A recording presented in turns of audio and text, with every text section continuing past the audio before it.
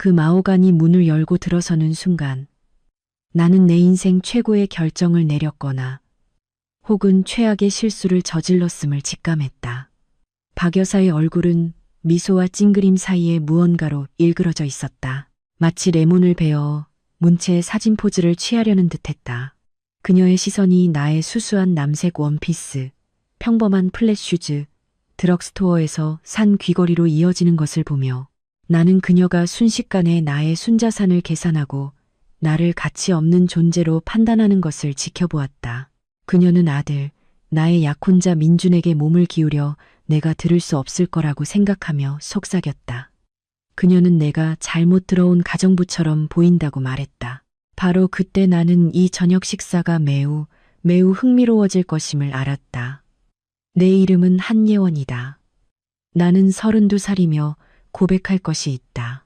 지난 14개월 동안 나는 결혼하기로 했던 남자에게 비밀을 숨겨왔다.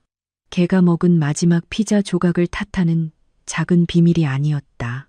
어린 시절부터 쓰던 봉제 인형을 아직도 끌어안고 잔다는 중간 크기의 비밀도 아니다. 아니다.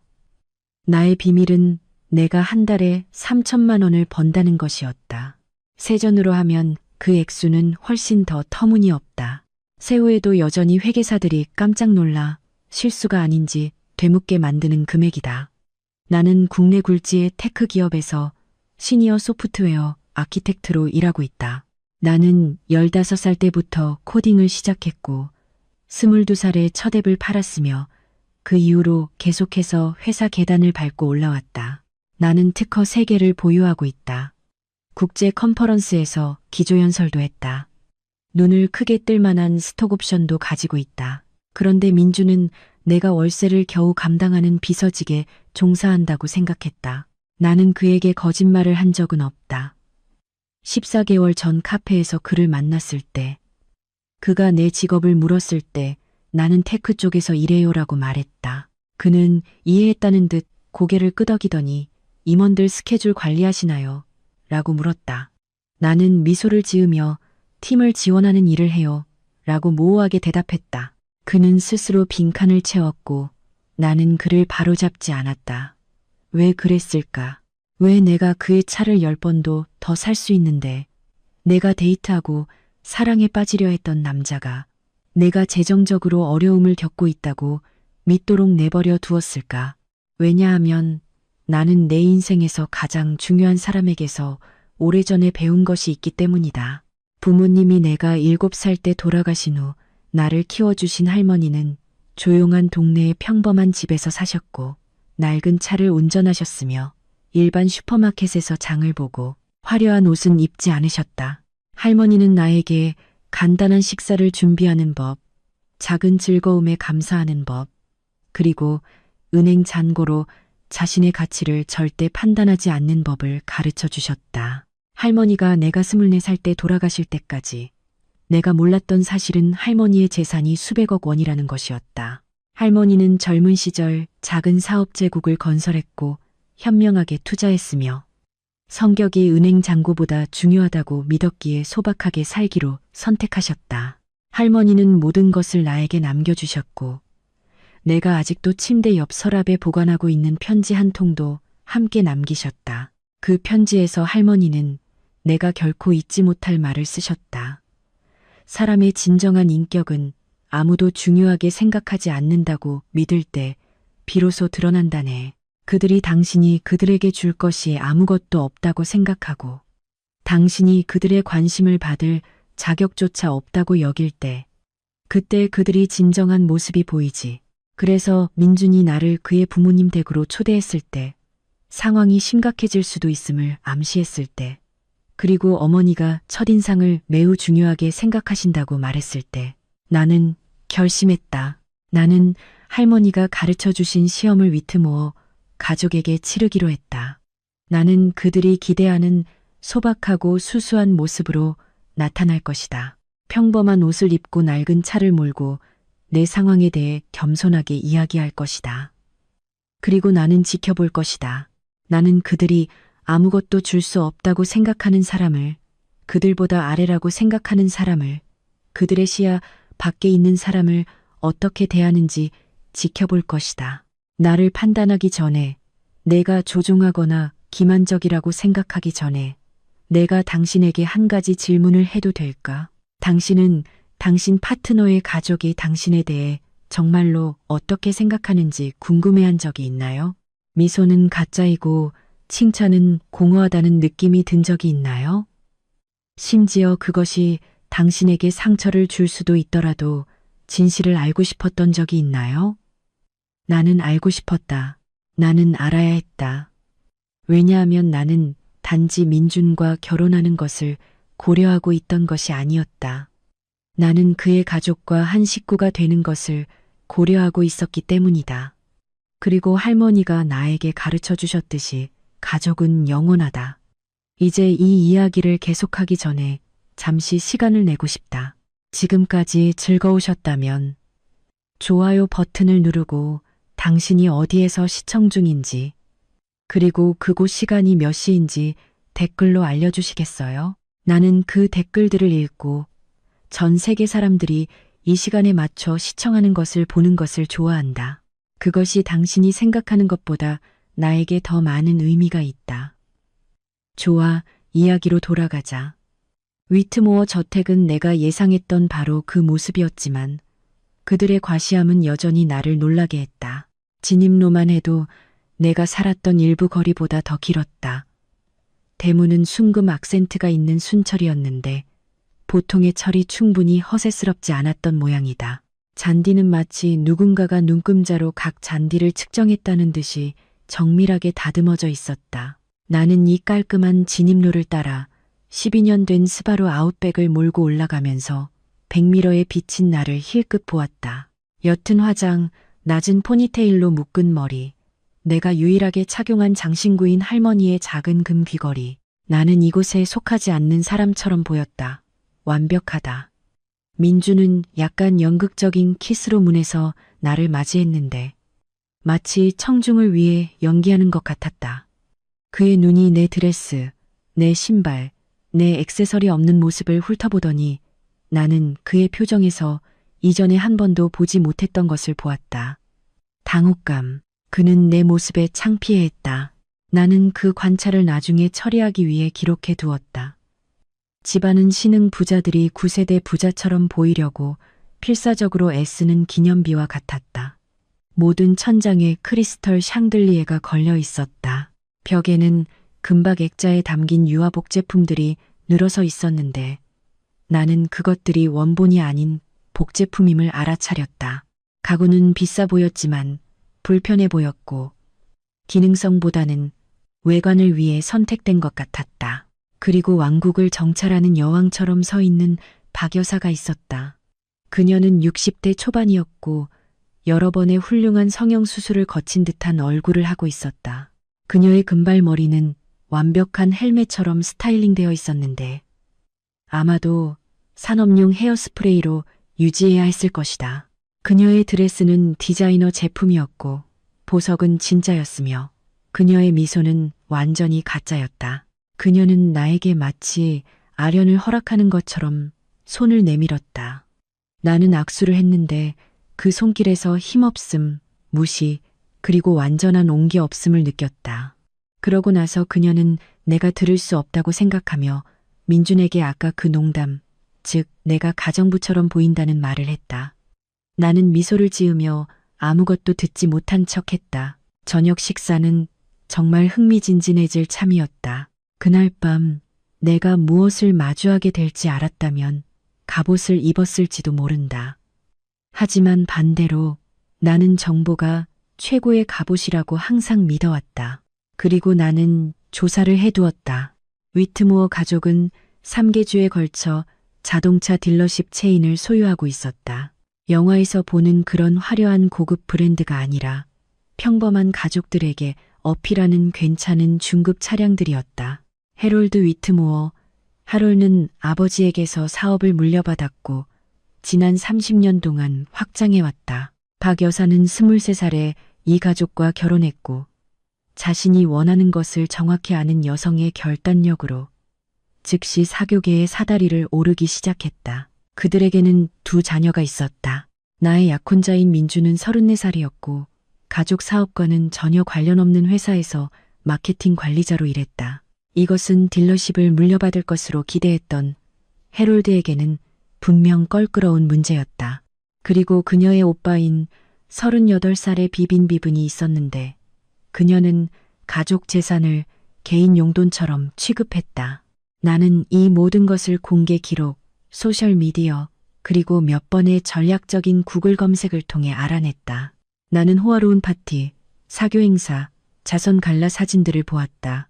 박 여사의 자선 활동에 대한 기사도 읽었지만 자세히 살펴보니 대부분의 기부가 상당한 세금 혜택과 홍보 기회를 조건으로 이루어졌음을 알 수 있었다. 이 중 그 무엇도 나를 실물로 만난 비빈만큼 준비시키지는 못했다. 그녀는 내가 나중에 알게 된 그녀의 전형적인 행동인 20분 늦게 도착했다. 얼굴을 비추는 것이 다른 사람의 시간을 존중하는 것보다 더 중요했다. 그녀는 거실로 휩쓸려 들어왔는데 그녀의 드레스는 대부분의 사람들의 월세보다 비싸 보였고 귀와 목에서 다이아몬드가 마치 보석 가게에 빠졌다가 상품으로 뒤덮여 나온 것처럼 쏟아져 내렸다. 그녀가 나에게 건넨 인사말은 얼어붙은 생선 같은 따뜻함으로 전해진 한 단어뿐이었다. 안녕하세요가 아니었다. 만나서 반가워요도 아니었다. 민준 씨가 당신에 대해 많은 이야기를 해줬어요도 아니었다. 그저 입꼬리를 살짝 올려 불쾌한 냄새를 맡은 듯한 표정으로 안녕이었다. 나는 미소를 지으며 다시 안녕이라고 인사했다. 그녀는 어머니에게 돌아가 나를 의도적으로 배제한 채 어떤 자선 행사와 지난달 대실패에 대해 꽃집 주인을 해고했는지 여부에 대해 대화를 나누기 시작했다. 나는 나에게 제공된 물 한 잔을 들고 서 있었는데 스테이크하우스의 채식주의자처럼 환영받지 못하는 기분이었다. 민주는 근처에 서 있었지만 불편해 보였지만 아무 말도 하지 않았다. 이것이 내가 기록한 두 번째 관찰이었다. 해롤드 위트모어는 완전히 다른 종류의 사람이었다. 그는 덩치가 큰 남자였는데 젊었을 때는 운동선수였을 수도 있지만 부유함의 안락함에 굴복한 듯했다. 그는 인상적이어야 했지만 지쳐 보였던 악수를 건넸다. 하지만 그의 눈은 예리했고 나는 그가 호기심일 수도 있는 무언가로 나를 지켜보고 있음을 알아차렸다. 이 저녁 식사에는 내가 예상하지 못했던 또 다른 손님이 있었다. 리처드 하틀리라는 나이든 신사였는데 그는 오랜 가족 친구이자 사업 동료로 소개되었다. 그는 60대 후반으로 은발 머리에 예리한 눈을 가지고 있었는데 아무것도 놓치지 않는 듯했다. 그가 악수를 건넸을 때 그의 시선이 내 얼굴에 머물렀고 나를 혼란스럽게 하는 희미한 인식이 스쳐 지나갔다. 내가 그를 아는가? 이전에 만난 적이 있는가? 나는 그를 떠올릴 수 없었고 그는 아무 말도 하지 않았지만 저녁 내내 나는 그가 계속해서 같은 혼란스러운 표정으로 나를 쳐다보는 것을 발견할 것이다. 박 여사는 우리를 식당으로 안내했고 그곳은 마치 누군가에게 무제한 예산을 주고 미각이 전혀 없는 것처럼 꾸며져 있었다. 테이블은 왕실 만찬을 열 수 있을 만큼 길었다. 의자는 내가 짐작컨대 진짜 실크로 덮여 있었고 자리에는 내가 레스토랑 공급점에서 본 것보다 더 많은 포크가 있었다. 나는 그것들을 세어보았다. 각 자리마다 포크가 6개씩이었다. 한 식사에 6개. 나는 수술에 이보다 적은 도구를 본 적이 있다. 박 여사는 내가 은식기를 쳐다보는 것을 보고 그 냉동된 미소를 지으며 말했다. 그녀는 내가 격식 있는 식사에 익숙하지 않을 거라고 생각한다고 말했는데 그녀의 목소리에는 가짜 동정심이 가득했다. 나는 할머니는 포크보다 함께 식사하는 사람을 중요하게 여기라고 항상 가르쳐 주셨다고 대답했다. 박 여사의 미소가 거의 알아챌 수 없을 정도로 굳어졌다. 비비는 와인잔에 코를 킁킁거렸고 저녁 식사가 시작되었다. 첫 번째 코스는 내가 정체를 파악할 수 없는 수프였지만 그릇 하나에 내 주간 식료품 예산보다 더 많은 돈이 들었을 것이다. 박 여사는 이 시간을 이용해 나중에 내가 신문이라고 생각하게 될 것을 시작했다. 그녀는 내가 어디서 자랐는지 물었다. 나는 오리건의 작은 마을이라고 대답했는데 그것은 사실이었다. 그녀는 내 가족에 대해 물었다. 나는 할머니가 나를 키우셨다고 말했는데 그것도 사실이었다. 그녀는 내 부모님이 무엇을 하셨는지 물었다. 나는 내가 어렸을 때 돌아가셨다고 말했다. 박 여사는 동정하는 소리를 냈지만 하수구가 막히는 소리처럼 들렸다. 그녀는 적절한 지도 없이 자란 것이 얼마나 힘들었을지 말했다. 나는 할머니가 내가 필요로 하는 모든 지도를 주셨다고 말했다. 비비는 머리 위에 샹들리에 불빛을 받아 다이아몬드가 빛나는 가운데 몸을 앞으로 기울였다. 그녀는 할머니가 무슨 일을 하셨는지 물었다. 나는 사업가였다고 말했다. 비빈의 눈썹이 살짝 올라갔다. 그녀는 무슨 사업이냐고 물었다. 나는 작은 벤처 사업들. 별로 신나는 건 아니었어요. 라고 말했다. 물론 사실은 할머니가 수백만 달러의 회사를 매각한 회사를 건설하셨다는 것이다. 하지만 그것은 오늘 밤 나의 목적에 도움이 될 진실이 아니었다. 박 여사는 다음 주제로 넘어갔다. 그녀는 나의 현재 직업에 대해 물었다. 나는 테크 분야에서 일한다고 말했다. 그녀는 내가 비서인지 물었다. 나는 지원 역할을 한다고 말했다. 박 여사는 그녀가 이미 나에 대해 결정한 모든 것을 확인한 것처럼 알고 있다는 듯이 고개를 끄덕였다. 그녀는 모든 팀에는 지원 직원이 필요하다고 말했다. 민주는 의자에서 불편하게 몸을 뒤척였지만 여전히 아무 말도 하지 않았다. 바로 그때 비빈이 알렉산드라에 대해 언급하기로 결정했다. 알렉산드라. 그 이름은 조용한 물에 돌이 떨어지듯 대화에 던져져 테이블 위에 파문을 일으켰다. 비비는 마치 날씨나 수프 맛을 언급하는 것처럼 너무나 태연하게 그 이름을 말했다. 그녀는 지난주에 알렉산드라를 만났는데 그녀가 정말 잘 지내고 있고 그녀의 가족 사업이 번창하고 있다고 말했다. 나는 민준의 얼굴을 주의 깊게 살폈다. 그의 표정에 무언가가 번쩍였지만 재빨리 숨겨졌다. 죄책감, 불안감, 그것은 내가 식별하기도 전에 사라졌다. 박 여사는 이 기회를 기다렸던 사람처럼 그 화제를 이어받았다. 그녀는 알렉산드라가 항상 훌륭한 소녀였고 매우 유능했으며 그들의 가족 생활 방식에 매우 적합했다고 말했다. 그녀는 민준의 전 여자친구였다. 내가 그것을 아는지 물었다. 나는 모른다고 말했다. 박 여사가 미소를 지었다. 그녀는 그들이 헤어졌을 때가 얼마나 안타까웠는지 말했다. 모두가 그들이 결국 결혼할 것이라고 예상했다고 말했다. 알렉산드라의 가족은 고급 차량을 취급하는 수입 회사를 소유하고 있었는데 이는 위트모어 딜러십의 완벽한 짝이었을 것이다. 그 암시는 분명했다. 알렉산드라는 올바른 선택이었다. 나는 아니었다. 나는 식당을 둘러보았고 그때서야 내 뒤벽에 가족의 순간들, 크리스마스, 생일, 졸업 사진들이 걸려있는 것을 알아차렸다. 그리고 적어도 네 장의 사진에서 아름다운 흑발 여성이 민준 옆에 서서 그의 팔짱을 끼고 환하게 미소 짓고 있었다. 알렉산드라였다. 박 여사는 내 시선을 따라갔고 아무 말도 하지 않았지만 그녀의 만족감은 거의 만져질 듯했다. 비비는 칼날을 조금 더 깊이 박았다. 그녀는 알렉산드라가 아직 싱글이라고 말했다. 사실 아직 아무도 그녀를 채가지 않았다는 것은 거의 놀라운 일인데 마치 그녀가 무언가나 누군가를 기다리고 있는 것 같다고 말했다. 나는 테이블로 돌아가 미소를 지었다. 그녀는 훌륭한 여자인 것 같다고 말했다. 이것은 분명히 비빈이 예상했던 반응이 아니었다. 그녀는 잠시 당황한 듯 눈을 깜빡였다.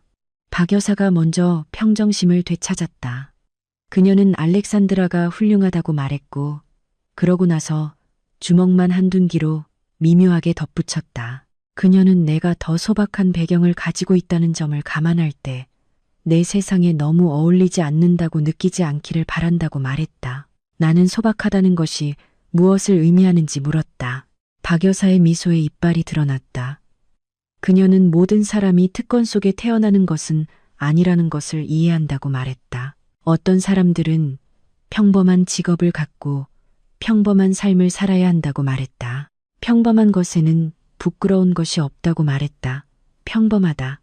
그녀는 나를 평범하다고 불렀다. 나는 내 안에서 무언가가 바뀌는 것을 느꼈다. 하지만 나는 내 표정을 중립으로 유지했다. 나는 오늘 밤 이 사람들에 대한 진실을 알아보기 위해 이곳에 왔고 그 진실은 매우 분명해지고 있었다. 민주는 마침내 입을 열었다. 그는 어머니가 그에게 아무 의미도 없다고 말한 것이며 단지 그를 보호하려던 것이라고 말했다. 박 여사는 그의 손을 쓰다듬으며 물론 보호했지. 엄마는 항상 아들에게 가장 좋은 것을 원한단다라고 말했다. 그 말 없는 결론이 연기처럼 공중에 떠 있었다. 그리고 당신은 최고가 아니에요. 해롤드는 목을 가다듬고 화제를 바꾸려고 시도했다. 그는 나의 취미, 일 외에 관심사가 있는지 물었다. 나는 독서, 하이킹, 간단한 식사 준비를 즐깁니다. 별것 없어요 라고 대답했다. 비비는 어린이가 가장 좋아하는 활동을 나열하는 것처럼 귀엽다고 웃었다. 가족 친구인 리처드는 우리가 앉은 이후 처음으로 입을 열었다. 그는 평범한 즐거움에는 뭔가 할 말이 있다고 말했고 자신의 할머니도 소박한 삶을 사셨고 자신이 아는 사람 중 가장 행복한 분이었다고 말했다. 박 여사는 우유를 시큼하게 만들 수 있는 듯한 눈빛으로 그를 쏘아보았다. 리처드는 그녀를 무시하고 나를 향한 그 이상한 탐색하는 표정으로 계속해서 바라보았다. 그는 내 할머니의 이름이 무엇이었는지 물었다. 나는 한명숙이라고 대답했다. 리처드의 눈썹이 살짝 올라갔지만 더 이상 아무 말도 하지 않고 사려 깊게 고개를 끄덕이며 수프에 다시 주의를 돌렸다. 나머지 저녁 식사는 계속해서 비슷했다. 박 여사와 비비는 나에게 나의 위치가 그들보다 훨씬 아래라는 것을 상기시키기 위해 설계된 질문을 번갈아 가며 했다. 민주는 가끔 나를 변호하려고 약하게 시도했지만 그의 마음이 진심인지는 분명하지 않았다. 해롤드는 대부분 침묵을 지켰는데 오랫동안 아내와 논쟁하는 것은 소용없다는 것을 깨달은 남자의 지친 체념으로 이 광경을 지켜보았다. 그리고 이 모든 것 속에서 리처드는 나를 지켜보았다. 디저트가 나올 때쯤 나는 위트모어 가족에 대해 알아야 할 모든 것을 배웠다. 그들은 최고의 속물들이었고 돈과 사회적 연결로 인간의 가치를 측정하는 종류였다. 그들은 나를 제거해야 할 장애물, 해결해야 할 문제, 민준이 저지른 실수로 보았다. 하지만 나는 또한 예상하지 못했던 다른 것을 배웠다. 민준 자신도 문제의 일부였다. 그는 단지 나와 그의 가족 사이에 끼어 있는 것이 아니었다. 그는 적극적으로 나를 속이고 있었다. 이제 문제는 어떻게 할 것인가였다. 나는 그와 대면할 수 있었다. 지금 당장 저기 나가서 내가 들은 모든 것을 그들에게 말할 수 있었다. 나는 장면을 연출하고 그들의 계획을 폭로하고 이 집을 영원히 떠날 수 있었다. 하지만 그것은 너무 쉽고 너무 빠를 것이다. 그들은 나를 감정적이고 극적이며 쓴 사람으로 치부할 것이다. 그들은 내가 그들에 대한 나의 주장을 증명하고 있다고 스스로에게 말할 것이다. 만약 내가 이 배신에 대응해야 한다면 나는 그들이 결코 예상하지 못할 계획으로 나만의 방식으로 대응할 것이다. 할머니는 나에게 많은 것을 가르쳐 주셨지만 한 가지 교훈이 가장 중요했다. 할머니는 누군가가 당신을 과소평가할 때 그들이 당신에게 선물을 준 것이라고 말했다. 바로 놀라움의 선물이다. 박 여사와 비비는 나에게 가장 큰 선물을 주었다. 그들은 내가 무엇을 할 수 있는지 전혀 몰랐다. 나는 화장을 고치고 머리를 정돈하고 미소를 지으며 거실로 돌아왔다. 게임은 막 시작된 참이었다. 내가 거실로 돌아왔을 때 무언가 변해 있었다. 가구 배치가 약간 바뀌었고 조명이 조정되었다. 박 여사는 거의 숨길 수 없는 기대감으로 벽난로 옆에 서 있었다. 해롤드는 불편해 보이는 표정으로 출입구 근처에 자리를 잡았다. 비비는 그림을 감상하는 척했지만 나는 그녀가 씩 웃으며 민준을 힐끗 쳐다보는 것을 보았고 민주는 불안해 보이며 방 중앙에 서 있었다. 너무 불안해 보였다. 내가 들어오자 그는 돌아서서 사랑스러운 미소를 지으려 했지만 그의 얼굴은 굳어 있었다. 그는 나에게 다가와 내 손을 잡고 무언가를 묻고 싶다고 말했다. 나는 덫이 닫히는 것을 느꼈다. 민주는 우리가 만난 지 오래되지 않았고 그의 가족이 처음에는 다소 압도적일 수 있다는 것을 알지만 그는 자신이 원하는 것을 알고 있다고 말했다. 그는 나를 원한다고 말했고 그러고는 무릎을 꿇었다. 그가 꺼낸 반지는 크고 번쩍거렸는데 박 여사가 좋아할 만한 바로 그런 종류였다. 또한 나는 그것이 즉시 품질에 의문이 든다는 것을 알아차렸다. 다이아몬드는 뿌옇고 세팅은 고르지 않았다. 어두운 조명 아래서는 인상적으로 보이지만 맑은 날의 거친 빛 아래서는 그 결함이 드러날 종류의 반지였다. 그것을 들고 있는 남자처럼 말이다. 민주는 나에게 결혼해달라고 청했다. 그의 뒤에서 박 여사는 활짝 웃고 있었다. 이것은 분명 그들의 계획의 첫 번째 단계였다. 민준을 공개적으로 나에게 헌신하게 만들고 나중에 나를 제거할 방법을 찾는 것. 그동안 그들은 가족이 사업을 정리하는 동안 알렉산드라를 기다리게 하려고 약혼을 이용할 것이다. 나는 이 모든 것을 순식간에 이해했다. 나는 또한 선택을 해야 한다는 것도 이해했다. 나는 거절할 수 있었다. 나를 이용하는 남자와 나를 경멸하는 가족 앞에서 이 청혼을 거절할 수 있었다. 나는 존엄성을 지키며 이 집을 다시는 보지 않고 떠날 수 있었다. 하지만 그것은 이야기를 너무 빨리 끝낼 것이다. 나는 복도에서 들었던 것을 생각했다. 그들이 나에 대해 꾸며낼 스캔들을 계획하는 것을 생각했다. 그들이 나를 어리석고 순진하며 버릴만하다고 생각하는 방식을 생각했다. 그리고 그들에게 그들이 틀렸다는 것을 정확히 보여주는 것이 얼마나 만족스러울지 생각했다. 그래서 나는 예라고 대답했다.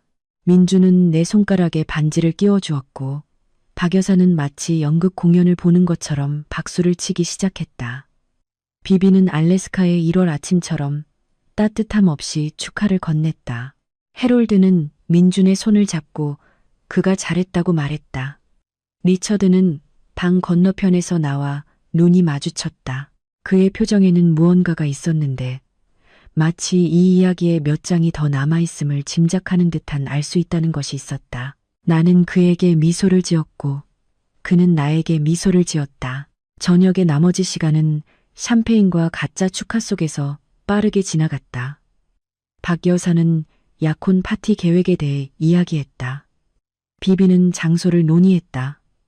해롤드는 두 가족의 결합으로 생길 수 있는 사업 기회를 언급했지만 그의 가족이 테이블에 무엇을 가져다 줄 수 있는지 확신하지 못하는 듯 말을 더듬었다.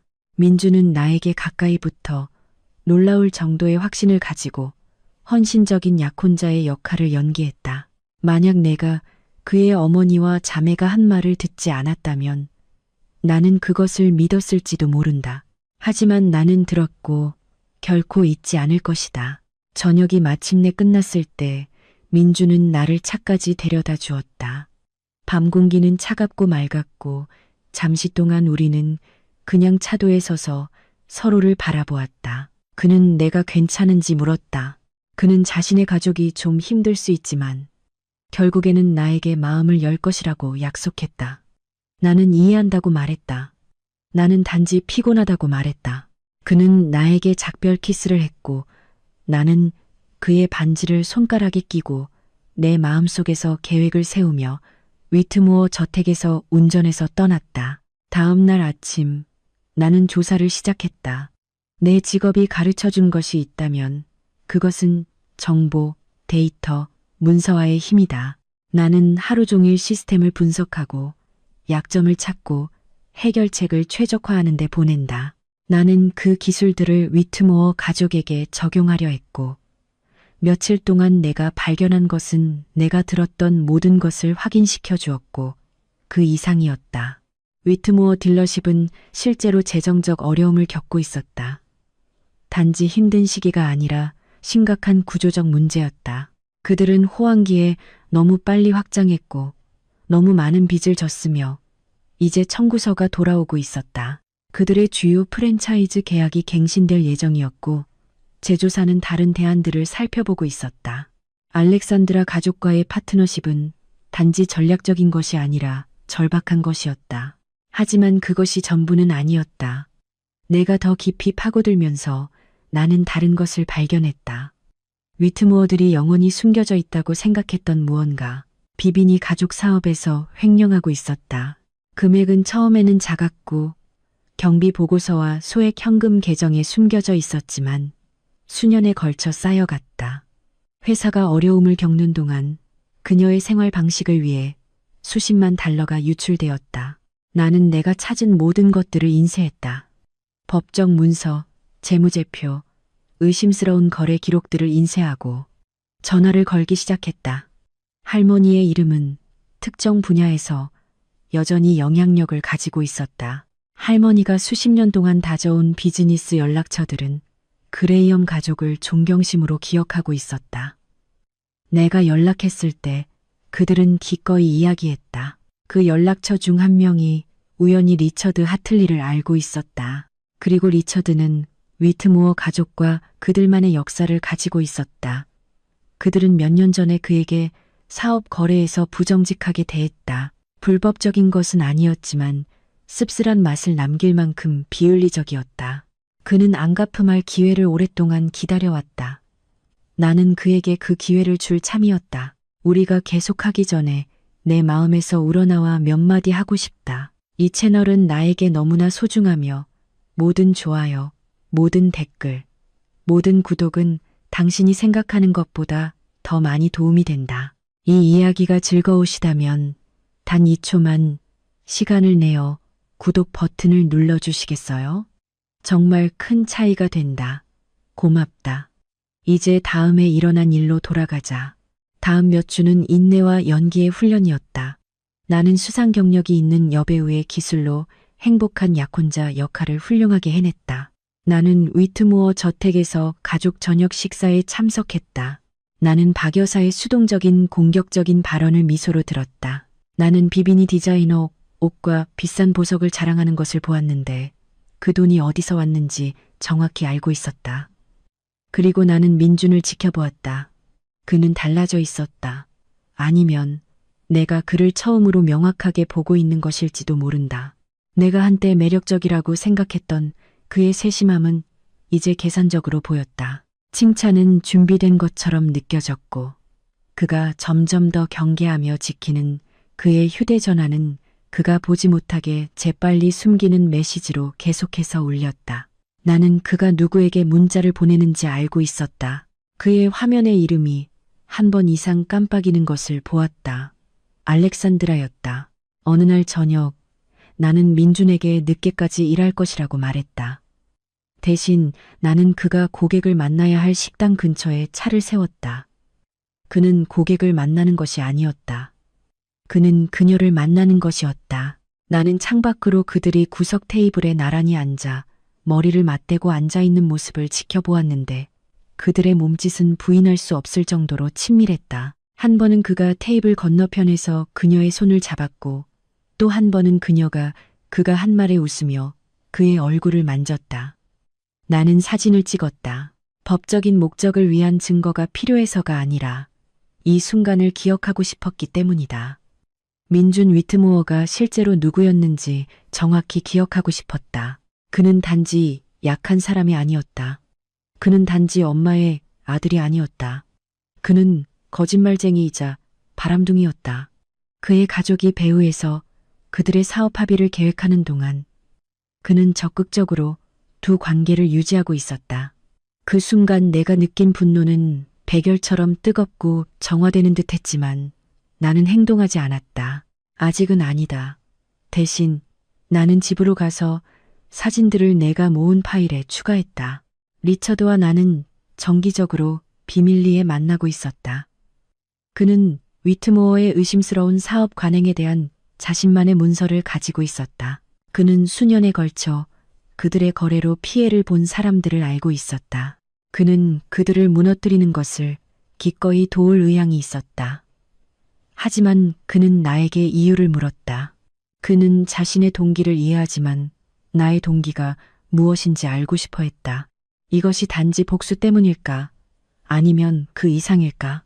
나는 오랫동안 그의 질문에 대해 생각한 후에 대답했다.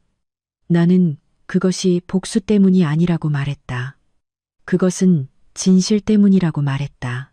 나는 위트모어들이 평생 그들의 돈과 지위를 이용해 사람들을 조종해왔다고 말했다. 그들은 자신들보다 아래라고 생각하는 사람은 누구에게나 쉽게 버릴 수 있는 것처럼 대했다. 그들은 민준을 똑같이 키우고 있었고 내가 사라진 후에도 계속해서 다른 사람들에게 그렇게 할 것이라고 말했다. 나는 그들의 돈이 그들을 결과로부터 보호할 수 없다는 것을 그들에게 보여줄 누군가가 필요하다고 말했다. 리처드는 천천히 고개를 끄덕였다. 그는 당신의 할머니가 당신을 자랑스러워할 겁니다라고 말했다. 그것이 내가 올바른 선택을 했다는 것을 알게 된 순간이었다. 약혼 파티는 3주 후에 열리기로 했다. 위트모어들은 그들의 저택에서 지역 사회에서 중요한 모든 사람들을 초대하여 주최할 예정이었다. 박 여사는 그것을 대관식처럼 세상에 자신의 완벽한 가족을 보여줄 기회처럼 취급했다. 그녀는 다가올 일을 전혀 몰랐다. 나는 그 3주 동안 준비하는 데 보냈다. 나는 리처드와 연락했다. 나는 업계 연락처에 전략적인 전화를 걸었다. 나는 심지어 위트모어 딜러십을 철회할까 고려하던 자동차 제조사에 연락을 취하기도 했다. 그들은 내가 공유할 이야기에 매우 관심이 있었다. 그리고 파티 전날 밤 나는 마지막으로 한 가지를 더했다. 나는 민준에게 정직할 수 있는 마지막 기회를 주었다. 우리는 그의 아파트에서 파티의 마지막 세부 사항을 검토하고 있었다. 나는 그에게 캐주얼하게 우리에 대해, 우리의 미래에 대해 어떻게 생각하는지 물었다. 그는 흥분된다고 말했다. 그는 나와 결혼하기를 고대한다고 말했다. 나는 그가 나에게 말하고 싶은 것이 있는지, 무엇이든 있는지 물었다. 그는 내가 한때 매력적이라고 생각했던 그 푸른 눈으로 나를 바라보았다. 그는 아무것도 없다고 말했다. 그는 내가 항상 원했던 전부라고 말했다. 나는 알렉산드라에 대해 물었다. 그의 얼굴이 새하얗게 질렸다. 그는 재빨리 평정심을 되찾았지만 나는 그의 눈에 두려움의 섬광을 보았다. 그는 알렉산드라는 단지 옛 친구일 뿐이며 그 이상은 아니라고 말했다. 나는 고개를 끄덕이고 이해한다고 말했다. 그리고 그 순간 나는 이해했다. 나는 민준이 결코 나에게 진실을 말하지 않을 것이라는 것을 이해했다. 그는 자신의 목적에 도움이 되는 한 내 앞에서 거짓말을 할 것이다. 그는 어머니의 아들이었다. 다음 날 저녁 나는 내 진짜 옷장에서 드레스를 입었다. 그 첫 저녁 식사 때 입었던 소박한 남색 옷이 아니었다. 이것은 디자이너 옷이었고 우아했으며 박 여사가 입은 모든 것보다 훨씬 비쌌다. 나는 거울에 비친 내 모습을 보고 미소를 지었다. 위트모어 가족에게 그들이 과소평가한 사람이 누구인지 정확히 보여줄 시간이었다. 위트모어 저택은 약혼 파티를 위해 변모해 있었다. 하얀 텐트가 잘 다듬어진 잔디밭에 점점이 박혀 있었다. 크리스털 샹들리에가 임시 구조물에 걸려 있었고 분수 근처에서는 현악 사중주단이 품위 있는 클래식 음악을 연주하고 있었다. 손님들은 샴페인과 한 입에 일부 사람들의 시간당 임금보다 더 비쌀 듯한 오르데브르를 들고 순환하고 있었다. 박 여사는 자신을 능가했다. 이것은 단지 파티가 아니었다. 그것은 성명이었다. 나는 평소처럼 스바루를 몰고 갔고 나보다 먼저 도착한 메르세데스와 BMW 행렬과 나의 평범한 차를 대조하려는 발레 파킹 직원들의 표정을 지켜보았다. 한 명이 심지어 내가 케이터링 회사 직원인지 물었다. 나는 미소를 지으며 열쇠를 건넸다. 주차장에서 메인 텐트까지 걸어가는 것은 런웨이를 걷는 것 같았다. 걸음마다 나는 지난 3주 동안 입고 있던 페르소나를 벗어던졌다. 불안한 여자친구, 감사하는 약혼녀, 박 여사의 마지못한 수용에 감사해야 할 단순한 여자. 오늘 밤 나는 한예원, 진짜 한예원이었다.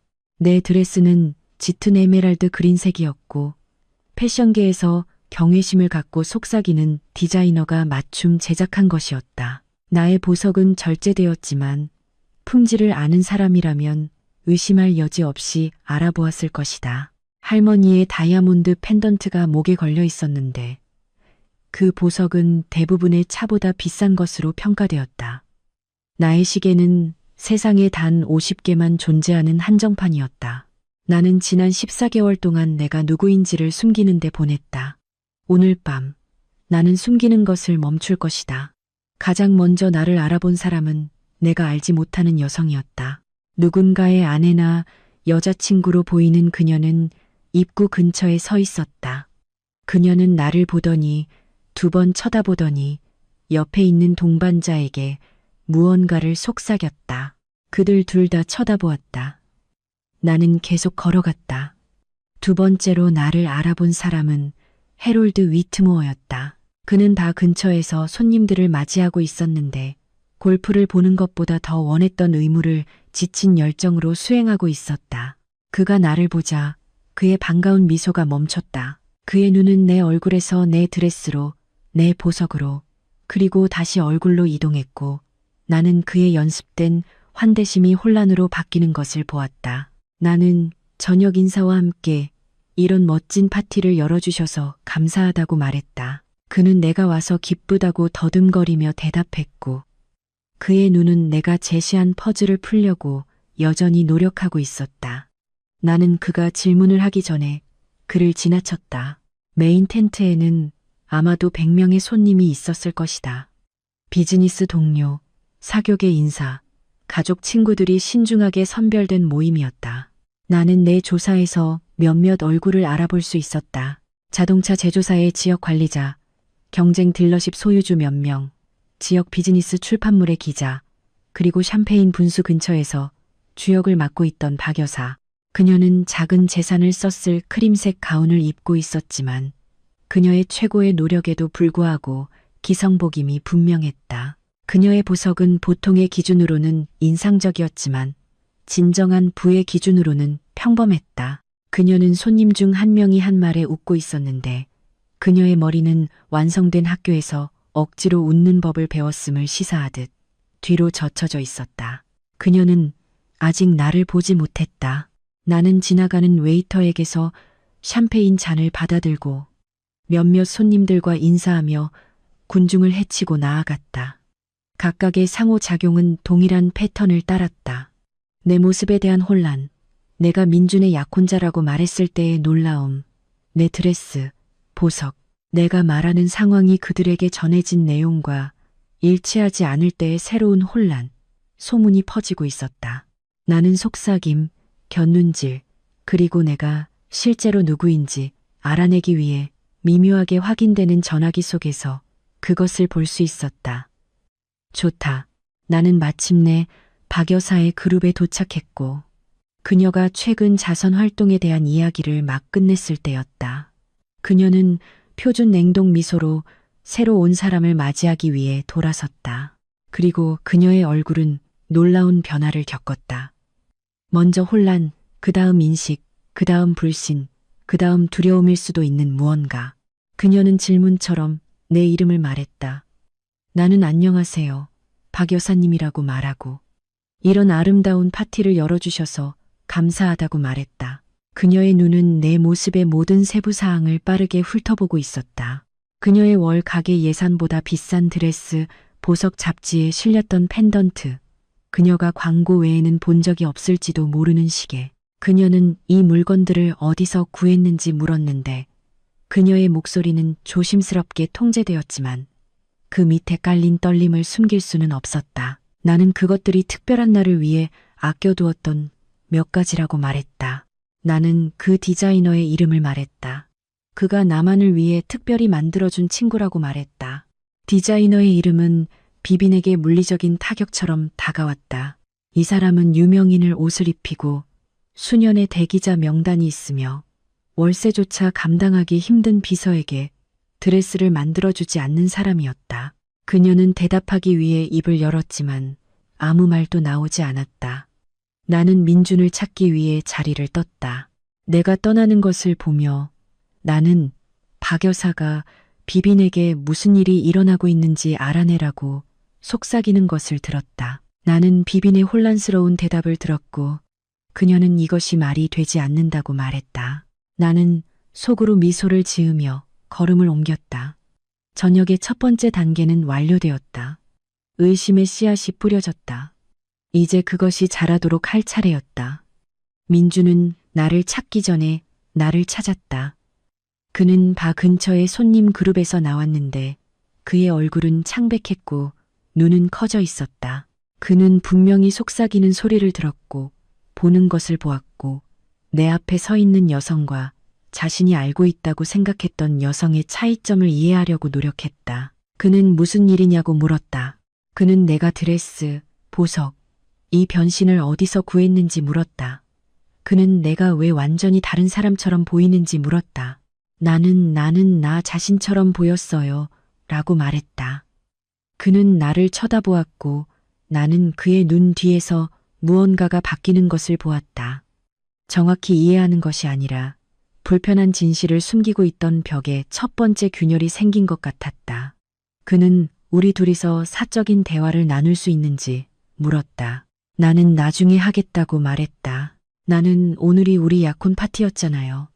우리가 챙겨야 할 손님들이 있어요라고 말했다. 그가 항의하기 전에 나는 그의 팔을 잡고 그를 사업 동료 그룹 쪽으로 이끌었다. 이 사람들은 우리 지역의 자동차 산업을 운영하는 사람들이었다. 그들의 의견이 위트모어 딜러십의 생존에 실제로 중요한 사람들이었다. 그들은 숨김없이 호기심을 가지고 내 입장을 지켜보고 있었다. 나는 이번에는 제대로 나를 소개했다. 나는 내 전체 이름 한예원이라고 말했고 내 회사에서의 직책을 언급했다. 나는 그들이 내 회사의 이름을 인식하고 내가 실제로 누구인지 깨닫고 표정이 바뀌는 것을 지켜보았다. 지역 경쟁 딜러십 체인을 운영하는 하는발 머리의 남자는 나에 대해 들어본 적이 있다고 말했다. 그는 그의 조카가 테크 분야에서 일하고 있는데 혁신적인 소프트웨어 솔루션과 관련하여 내 이름을 언급했다고 말했다. 나는 그것이 매우 친절하다고 말했다. 주요 투자 회사의 인수합병을 담당하는 한 여성 손님은 내가 한명수 그레이엄과 관련이 있는지 물었다. 나는 그녀가 내 할머니라고 대답했다. 그 여성의 눈썹이 올라갔다. 그녀는 내 할머니가 훌륭한 사업가였다고 말했다. 그레이엄이라는 이름은 여전히 금융계에서 상당한 영향력을 가지고 있다고 말했다. 나는 민준이 내 옆에서 긴장하는 것을 느낄 수 있었다. 그는 이 모든 것이 무엇을 의미하는지 전혀 몰랐다. 그는 내 가족에 대해 가장 피상적인 질문 이상을 한 번도 해본 적이 없었다. 그는 가난하면 중요하지 않다고 가정했고 더 깊이 파고들려고 노력하지 않았다. 그의 실수였다. 저녁은 계속되었고 각각의 대화와 함께 진실은 더 널리 퍼졌다. 사람들은 이야기하고 휴대폰을 확인하고 세부 사항을 확인하고 있었다. 위트모어들의 발밑에서 서사가 바뀌고 있었고 그들은 그것을 멈출 방법을 몰랐다. 리처드는 파티가 시작된 지 약 1시간 후에 도착했다. 그는 내가 장미 정원 근처에서 잠시 혼자 있을 때 나를 찾았고 민주는 아버지와 긴급한 대화를 위해 끌려갔다. 리처드는 제조사 대표가 여기 왔다고 말했다. 그는 그 남자가 이번 주 초에 리처드가 그에게 공유한 문서에 매우 관심이 있었다고 말했다. 나는 그가 준비되었는지 물었다. 리처드는 몇 년 동안 준비되어 있었다고 말했다. 우리는 다음에 일어날 일의 세부 사항을 마무리하며 잠시 이야기했다. 그러고 나서 리처드는 군중 속으로 다시 사라졌고 나는 행복한 약혼자의 역할로 돌아갔다. 박 여사는 다음에 나를 찾았다. 그녀는 평정심을 되찾았지만 나는 그녀의 눈 주변에 긴장감이 있는 것을 볼 수 있었다. 그녀는 필요한 것보다 강한 힘으로 나를 옆으로 끌어당기며 내가 무엇을 하고 있는지 따져 물었다. 나는 그녀가 무엇을 의미하는지 물었다. 그녀는 내가 무엇을 의미하는지 정확히 알고 있다고 말했다. 그녀는 드레스, 보석, 그리고 내가 할머니와 내 직업에 대해 사람들에게 말했던 이야기들을 말했다. 그녀는 나의 게임이 무엇인지 알고 싶어 했다. 나는 게임은 없다고 말했다. 나는 단지 나 자신이었을 뿐이라고 말했다. 그녀는 그것이 불가능하다고 말했다. 그녀는 민준이 나에 대해 상황에 대해 이야기해 주었다고 말했다. 그녀는 내가 스튜디오 아파트에 살고 고물차를 운전하는 비서라고 말했다. 나는 민준이 특정한 가정을 했다고 말했다. 나는 그들에게 그런 말을 한 적이 없다고 말했다. 박 여사는 내가 테크 분야에서 일한다고 말했는데 그것은 사실이었다. 나는 지원 역할을 한다고 말했는데 건축가가 개발팀을 지원하기 때문에 그것도 사실이었다. 나는 내가 가난하다고 주장한 적이 없다고 말했다. 나는 단지 그들의 추측을 바로잡지 않았을 뿐이라고 말했다. 그녀는 왜 그랬는지 물었다. 나는 그녀를 똑바로 쳐다보았다. 나는 우리 할머니는 사람의 진정한 인격은 아무도 중요하게 생각하지 않는다고, 믿을 때 비로소 드러난다고 가르쳐 주셨어요. 라고 말했다. 나는 위트무어 가족이 진짜 누구인지 알고 싶었어요. 라고 말했다. 박 여사의 얼굴에서 색이 빠져나갔다. 나는 그들이 나를 어떻게 대했는지에 대해 말하고 싶었다. 나는 그들이 나를 가치 없는 사람으로 여겼기 때문에 나를 경멸적으로 대했다는 것을 말했다. 그녀가 나를 가정부라고 불렀던 것을 말했다. 그녀가 나를 평범하다고 불렀던 것을 말했다. 나는 그들에게 그들의 진정한 성품을 보여주었을 뿐이라고 말했다. 내가 그들의 진정한 성품을 알아냈다는 것을 말했다. 그녀가 대답하기 전에 현악 사중주단이 연주를 멈췄다. 해롤드 위트무어의 목소리가 스피커 시스템을 통해 흘러나왔는데 이제 공식 건배와 연설을 할 시간이라고 알렸다. 박 여사는 나를 향해 군중속을 전장으로 향하는 장군처럼 단호한 결심으로 걸어왔다. 그녀는 해롤드가 연설을 끝낼 때쯤 마이크를 잡았다. 그녀는 냉동되고 완벽한 미소로 침착하게 통제권을 되찾았다. 그녀는 아들의 약혼을 축하하기 위해 모두를 환영하게 되어 매우 기쁘다고 말했다. 그녀는 민준이 훌륭한 젊은 여성을 찾았고 위트무어 가족에 완벽하게 추가될 사람이라고 말했다. 그녀는 앞으로 수세대에 걸쳐 위트무어의 유산을 보장할 흥미진진한 계획들이 있다고 말했다. 그러고 나서 그녀는 사업 기회에 대해 암시하기 시작했다. 그녀는 성장과 확장에 대해 이야기했다. 그녀는 새로운 파트너십과 전략적 제휴에 대해 이야기했다. 그녀는 위트무어 딜러십이 흥미로운 새 장을 열고 있다고 이야기했다. 나는 제조사 대표가 불편하게 몸을 뒤척이는 것을 보았다. 리처드가 그의 눈을 마주치고 거의 알아챌 수 없을 정도로 고개를 끄덕이는 것을 보았다. 박 여사는 무언가를 향해 나아가고 있었다. 그녀는 이 약혼 파티를 일종의 사업 발표를 위한 발판으로 사용하고 있었는데 아마도 그들의 회사를 구하기로 되어 있던 카스타냐노 카스틸라노와의 합병과 관련이 있을 것이다. 그녀는 민준을 무대로 불렀다. 그는 긴장한 듯 무대 계단을 올라갔지만 연습된 미소 뒤에 그것을 숨기려고 노력했다. 그는 어머니 옆에 서서 군중을 바라보며 나를 찾았다. 그의 표정은 복잡해졌다. 박 여사는 무대에 이 무대를 함께해야 할 또 다른 사람이 있다고 말했다. 그녀는 아들의 마음을 사로잡은 미래의 며느리를 환영하고 싶다고 말했다. 그녀는 내 이름을 말했고 군중은 나를 보기 위해 돌아섰다. 나는 샴페인 잔을 내려놓고 무대를 향해 걸어갔다. 텐트 안은 내 발걸음 소리 외에는 완전히 조용했다.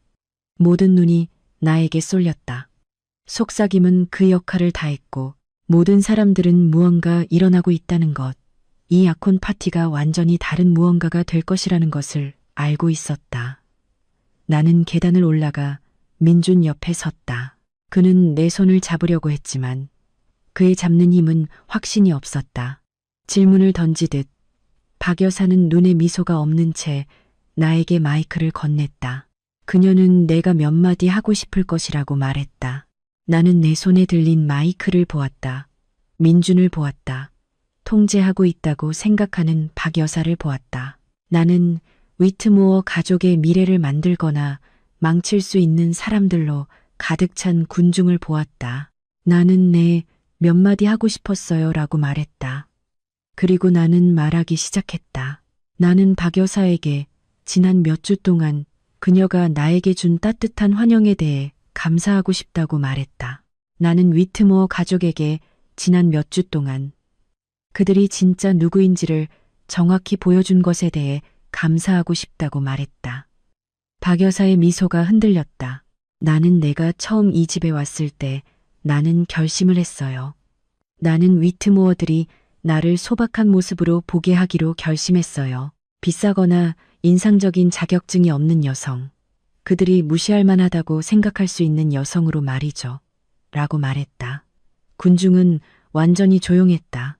나는 그들이 아무것도 줄 수 없다고 생각하는 사람을, 그들보다 아래라고 생각하는 사람을, 박 여사의 말로 평범한 사람을 어떻게 대하는지 보고 싶었어요 라고 말했다. 박 여사의 얼굴이 새하얗게 질렸다. 나는 내가 발견한 것은 계몽적이었어요 라고 말했다. 나는 내 약혼자의 전 여자친구와 내가 불리하게 비교되었던 저녁 식사를 묘사했다. 나는 박 여사가 내가 들을 수 없다고 생각했던 속삭이는 모욕들을 묘사했다. 나는 가정부라고 불리고 평범하다고 불리고 나에 대해 아무것도 모르는 사람들에게 날라리라고 불렸던 것을 묘사했다. 민주는 이제 나를 쳐다보고 있었고 그의 얼굴은 공포로 굳어 있었다. 그리고 나는 내가 들어서는 안 될 것을 들었어요 라고 말했다. 나는 서재에서의 대화를 묘사했다. 나는 비빈과 박 여사가 어떻게 민준의 삶에서 나를 제거할지 논의하는 것을 묘사했다. 나는 내가 단지 자리 채우기 역할이었고 가족이 그의 진짜 미래를 알렉산드라 카스타냐노와 계획하는 동안 민준을 붙잡아 두는 사람이었다는 것을 알게 되었다고 묘사했다. 군중 사이에서 헐떡이는 소리가 울려 퍼졌다. 나는 위트모어 딜러십이 심각한 재정적 어려움을 겪고 있다는 것을 발견했어요 라고 말했다. 나는 그들이 생존하기 위해 카스타냐노 가족과의 합병을 절실히 원하고 있다는 것을 알게 됐어요 라고 말했다. 나는 민준이 우리가 함께 있는 동안 내내 알렉산드라와 가능성을 열어두고 있었다는 것을 알게 됐다고 말했다. 나는 휴대폰을 꺼내 스크린에 사진 한 장을 보여주었다. 식당에서 손을 잡고 있는 민준과 알렉산드라의 사진이었다.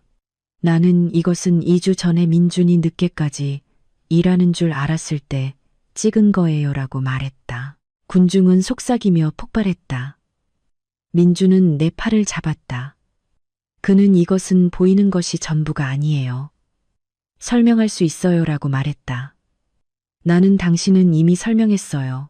나는 어젯밤 당신에게 정직할 기회를 주었고 당신은 거짓말을 선택했어요 라고 말했다. 나는 군중을 향해 돌아서서 말했다. 나는 더 있어요 라고 말했다. 텐트는 다시 완전히 조용해졌다. 모든 사람들은 이 전례 없는 일을 목격하고 있다는 것을 이해했다. 사교 행사의 편안한 규칙은 중단되었다. 가면이 벗겨지고 있었다. 나는 지난 몇 주 동안 위트모어 가족 사업을 조사했어요. 나는 몇 가지 흥미로운 것을 발견했어요 라고 말했다. 나는 재무 기록, 과도한 신용, 판매 감소, 그리고 곧 종료될 프랜차이즈 계약에 대해 언급했다. 해롤드 위트모어의 얼굴은 회색으로 변했다. 나는 또한 더 심각한 무언가의 증거를 발견했어요 라고 말했다. 나는 꼼짝 못하고 겁에 질린 사슴처럼 제자리에 얼어붙어 있는 비빈을 똑바로 쳐다보았다. 나는 비빈 위트모어가 수년 동안 가족 회사에서 횡령했다는 것을 발견했어요 라고 말했다. 나는 금액이 처음에는 작았지만 시간이 지남에 따라 늘어났다고 말했다. 나는 총액이 이제 수십만 달러에 이른다고 말했다. 비빈의 남편은 순수한 충격의 표정으로 그녀를 쳐다보았다. 비빈은 그것은 거짓말이라고 소리쳤다. 그녀는 내가 증거가 없다고 말했다. 그녀는 내가 그들의 가족을 파괴하려는 단지 쓴 여자일 뿐이라고 말했다. 리처드는 군중 속에서 앞으로 나왔다. 그는 증거가 있다고 말했다. 그는 내가 비빈이 한 모든 일을 증명하는 데 필요한 모든 것들, 은행 기록, 경비 보고서, 거래 내역 등 수년간의 문서를 담고 있는 폴더를 들고 무대로 걸어갔다. 그는 이 문서를 이른바 위트모어 딜러십의 프랜차이즈 종료를 고려하고 있던 제조사 대표에게 건넸다. 그는 그 남자가 그가 공유한 문서를 보고 있었던 것처럼 보였다. 리처드는 이 순간을 오랫동안 기다려왔다고 말했다. 그는 위트모어들이 15년 전에 그에게 사업 거래에서 속였다고 말했다. 그는 그 씁쓸한 맛을 결코 잊지 않았다고 말했다. 그는 엘라가 그들의 현재 비행에 대한 증거를 가지고 그에게 접근했을 때 그가 자신이 아는 것을 기꺼이 제공했다고 말했다. 박 여사는 목소리를 되찾았다. 그녀는 이것이 터무니없다고 말했다. 그녀는 우리가 이런 비난을 할 권리가 없다고 말했다. 그녀는 우리를 명예훼손으로 고소할 것이라고 말했다. 나는 그녀가 시도해도 좋다고 말했다. 내가 공유한 모든 것은 문서화되고 검증 가능하다는 것을 말했다. 재무 기록은 볼 줄 아는 사람이라면 누구나 얻을 수 있는 공개 정보라고 말했다. 비빈의 횡령 증거는 어떤 법정에서도 통할 출처에서 수집되었다고 말했다. 나는 민준을 쳐다보았는데 그는 여전히 내 옆에 서 있었고 그의 온 세상이 무너진 남자의 모습이었다. 나는 마지막으로 한 가지 더 있다고 말했다. 나는 무대 위로 올라가 내 손가락에서 약혼 반지를 뺐다. 뿌연 다이아몬드는 빛을 받아 모든 결함을 드러냈다. 나는 민준 위트모어와 결혼하지 않을 것이라고 말했다. 나는 결코 그럴 의도가 없었다고 말했다. 그와 그의 가족에 대해 진실을 알게 된 후에는 말이다. 내가 그의 청혼에 예라고 대답한 유일한 이유는 그들이 스스로 목을 맬 만큼의 밧줄을 주기 위해서였다고 말했다. 나는 반지를 민준에게 돌려주었다. 나는 그가 알렉산드라에게 주어야 한다고 말했다. 그녀가 분명히 그가 실제로 원하는 사람이었다고 말했다. 민준의 얼굴이 구겨졌다. 그는 그것이 사실이 아니라고 말했다.